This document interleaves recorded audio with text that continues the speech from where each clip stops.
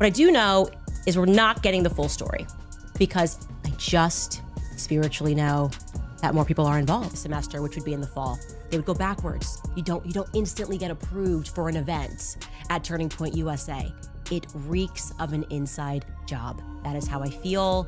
And the more that we learn about this story, the little changes that happen, the inexplicable things that we're learning, it becomes clearer and clearer that somehow at some layer, at some stage, Turning Point USA is involved because they're giving us no clarity. Why?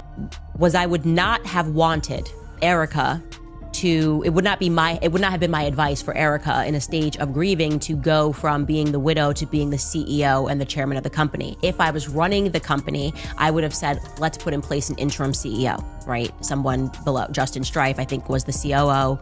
I would have put in an interim CEO and allowed people to figure things out. Because it is a true statement that there's two things happening here. There's a widow, and then there is the chairman and the CEO. And that person, no matter what, is going to have to catch heat for any decisions the business is making. That's just the reality of the way the world works. When you're a CEO and you're a boss, if a mistake is made, doesn't matter whether you did it, whether you said it, whether you tweeted it, it's going to come down on you. And she has assumed that role, okay? So criticisms pertaining to anything at Turning Point USA that are being directed at Erika are fair. Obviously, they are fair. Of emotion and the lack of drive that is coming out of Turning Point USA to figure out who killed him. That's what they're reacting to. Like, they came to, okay, this is so unnatural, the reaction of these individuals who were so close to him, that the more logical, sensible conclusion is that they actually know where Charlie is and he's perfectly alive. Yeah, that is how absurd they are acting. Just move on. Just donate to Turning Point USA. This is what Charlie would want. And that's his legacy. Candace Owens has just made what could be the most shocking claim in conservative media history. And the internet can't stop buzzing about it. According to her, Erika Kirk, the widow of Charlie Kirk, isn't simply moving on from a tragedy. She's allegedly hiding the truth behind it. Candace insists that Erika knows much more about what really happened the night Charlie was shot. And her sudden rise to the top of Turning Point USA might be far from accidental. Are directed about Turning Point USA and their actions. The second thing that I would say, and again, this is unsolicited advice, so she's free to throw it out, but in the entire issue and the energy right now is that people, irrespective of what's happening on paper, don't believe the story. They don't believe the story. And and of course, this is only a snippet of the interview, so I'm sure more will be said here. But I'm getting that you have seen the case, you think it's a solid case, she thinks it's a solid case at least, and is saying, show everybody what you have so they can see true evil. Within her capacity of chairman and CEO of Turning Point USA, they could be more transparent about what happened that day. People don't like the stuff that they've seen about Mikey McCoy. They don't like what they've seen about Rob McCoy. They don't like the history of Rob and Mikey McCoy. And it all began when Candace, once one of Charlie's closest allies, went on air and suggested that something about his death simply doesn't make sense. The footage from that day, the phone records, the message timestamps, none of it matches up. And then Candace said something that made everyone stop in their tracks. We will not let it go. Arm Hana writes, Candace, that was such a wise statement. I cannot forgive until I know what I am forgiving. Thank you for saying, I just speak to you guys and whatever's on my heart. And that is how I think I feel, because I'm like, what is wrong with me? Why can't I get here? And that's the answer. I don't know what I'm forgiving. Who am I forgiving? How do you say I forgive you? I'm talking about myself here. If I don't know who I should be forgiving, There's nothing to hide. I know there's not, because I've seen what the case is built on. That single sentence completely changed the narrative. Fans who had quietly been mourning Charlie's loss suddenly began asking questions. What case was she talking about? What exactly had she seen? And more importantly, why wasn't Erika demanding that same transparency? Because instead of seeking answers, Erika stepped directly into Charlie's role as CEO and chair of TPUSA, smiling through interviews, praising Charlie's team, and claiming the organization was thriving. To Candace, that was the biggest red flag of all. Positively sad it is. We can reflect on how sad it is already that there are so many people in the world who are convinced. They've emailed me. I've received an unbelievable amount of emails from people that are convinced that Charlie's actually still alive, right? And it's not sad because those people are crazy. They're actually reacting to the lack of emotion and the lack of drive that is coming out of Turning Point USA to figure out who killed him. That's what they're reacting to. So like they came to, okay, this is so unnatural, the reaction of these individuals who were so close to him, that the more logical, sensible conclusion is that they actually know where Charlie is and he's perfectly alive. Yeah, that is how absurd they are acting. Just move on, just donate to Turning Point USA. This is what Charlie would want, and that's his legacy. But this story doesn't end with sorrow or speculation. It unravels into leaked messages, power struggles, and one of the most questionable loyalty shifts ever caught on camera. The moment Erika Kirk stepped into Charlie's former office, whispers began. Not about mourning, but about how quickly she took control.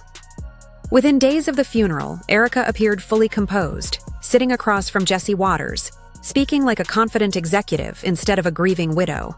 She talked about continuing Charlie's mission, how Turning Point USA was stronger than ever, and how they were blessed with more opportunities than they could have imagined.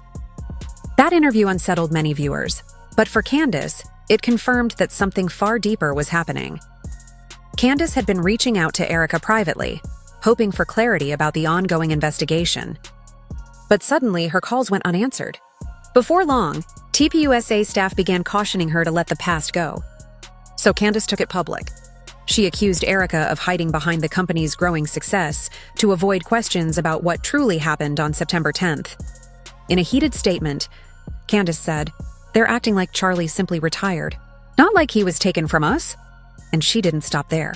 She highlighted something that left many unsettled.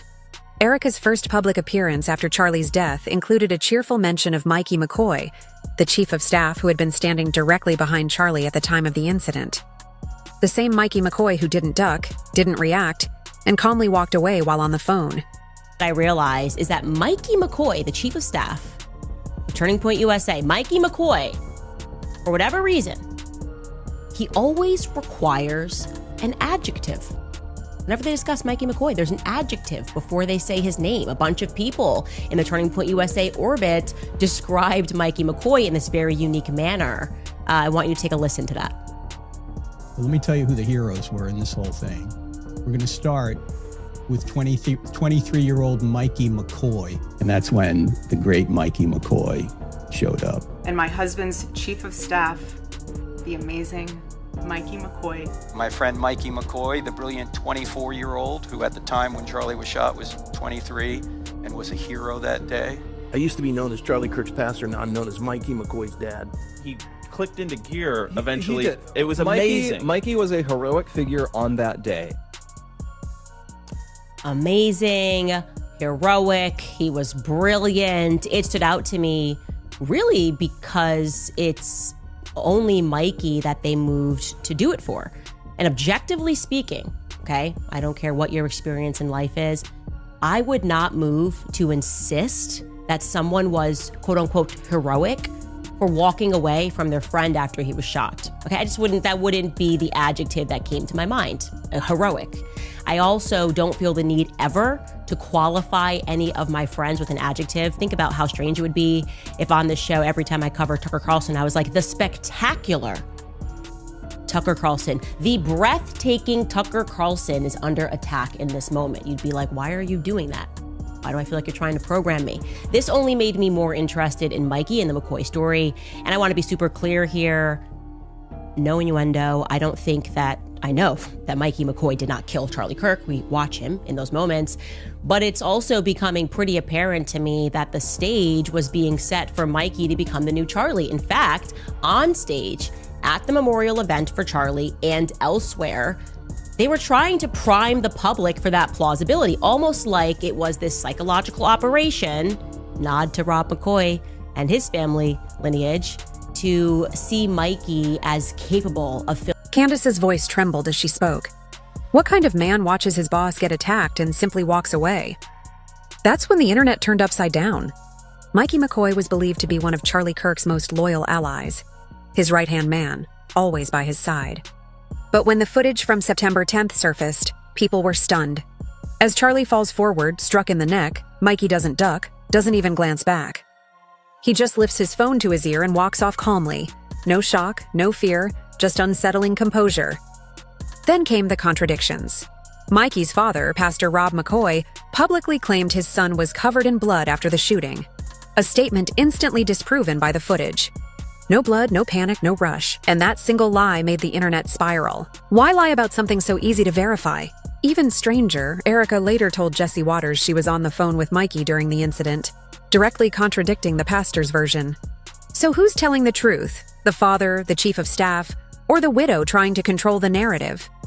Candace seized on that contradiction immediately. She said the McCoy story reeked of coordination and accused them of protecting one another instead of protecting the truth. Comment sections exploded. Thousands rewatched the footage frame by frame, convinced they were seeing an inside job unfold in real time. But Candace didn't stop at Mikey.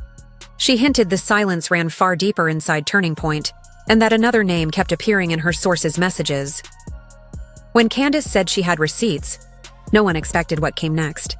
She wasn't talking about rumors. She meant real names, real documents, and unsettling connections. At the center of it all was Tyler Bowyer, the chief operating officer of Turning Point USA. Candace alleged Tyler wasn't just another executive. He was the man who first introduced Charlie to Erika. And according to several insiders, that introduction might not have been as innocent as it seemed. Candace claimed she was contacted by former interns who described Tyler as untouchable, alleging inappropriate relationships with young male staff members. One source even said Tyler bragged about protecting people inside the company who knew too much. But that wasn't the most disturbing part. Candace dropped another revelation. Tyler's charity work connected him to a questionable orphanage in Ukraine, eerily similar to the one Erika managed in Romania. 2 different orphanages, 2 different countries, both surrounded by financial secrecy and missing paperwork. What are the odds? Candace asked. And why do the same names keep showing up around these children, these donations, and these hidden ledgers? Even longtime Turning Point supporters couldn't ignore how strange it sounded. The alleged overlap between Tyler and Erika's humanitarian projects sent social media into a frenzy. Was this genuine charity, or something else entirely? Then a Texas delegate, Trisha Hope, claimed Tyler personally contacted her after she questioned the official story. His message read, "You can't chase made-up stuff." But if it was truly made up, why did he sound so defensive? After Candace began connecting the dots publicly, Turning Point went into full-blown crisis mode. Their social pages suddenly went silent about Charlie, and insiders claimed staff were warned not to engage with any speculation. But what really fueled the fire came next: a wave of legal threats. Candace revealed that Turning Point's lawyers had reached out, hinting at a defamation case and even a possible gag order to silence her. She laughed it off on air, saying, "If they had nothing to hide, they wouldn't be this desperate to shut me up." That single line split the internet in 2. Half of the viewers praised Candace for risking her career to expose corruption. The other half said she had gone too far, that she was jealous or obsessed. But Candace wasn't the only one feeling the pressure. Other conservative voices quietly deleted old posts about Charlie. One insider even leaked screenshots of a group chat where top Turning Point members allegedly discussed ways to discredit Candace's mental health. Within days, new headlines accused her of suffering from postpartum psychosis. It was a textbook smear campaign, or at least that's what Candace claimed. She told her followers, "They want you to think I'm crazy, so you stop listening." Yet she kept going.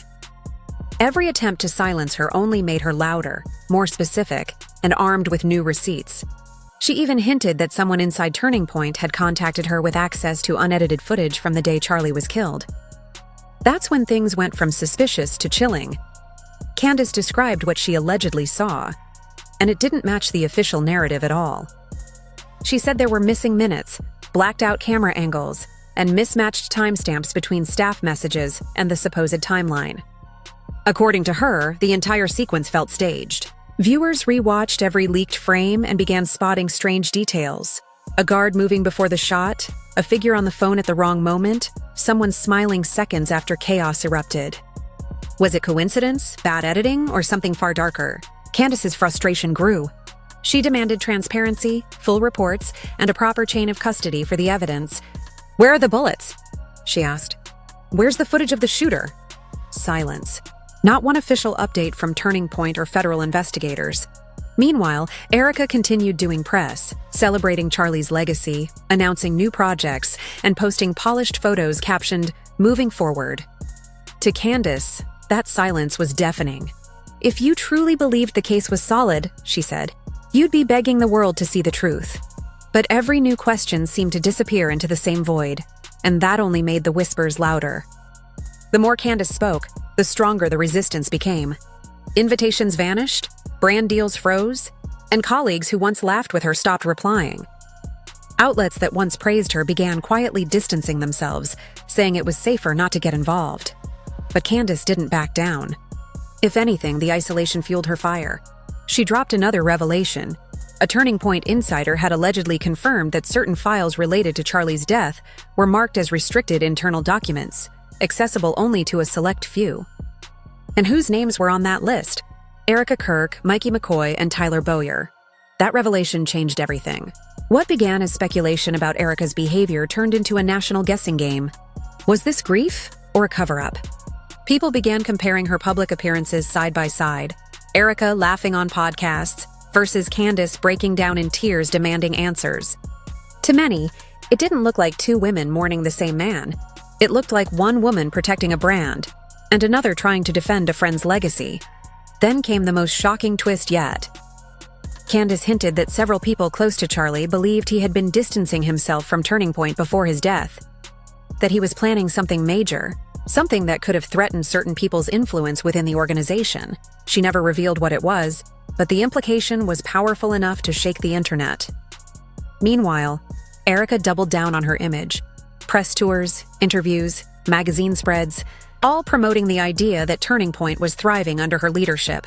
But when reporters asked about the investigation, her tone shifted instantly. She'd smile, deflect, and repeat her signature line, "There's nothing to hide." Yet that phrase became the biggest irony of all. Because the more she said it, the more people believed there was something hidden. Candace summed it up best in her latest broadcast. If the truth was clean, it wouldn't need this much protection. And maybe that's the real tragedy. Not just the death of Charlie Kirk, but the slow death of trust itself. The kind that fades when those promising transparencies start hiding behind lawyers, public statements, and perfectly timed social media posts.